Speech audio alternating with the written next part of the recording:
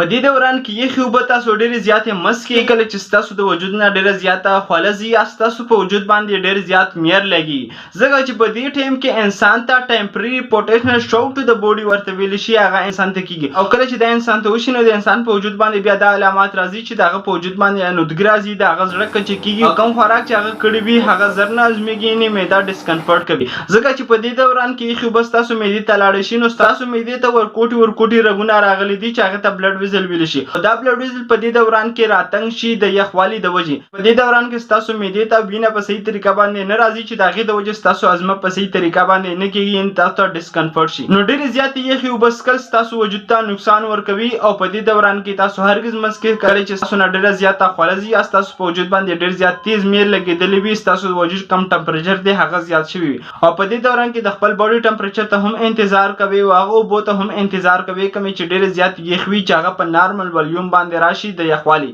نو بیا تاسو څښئ.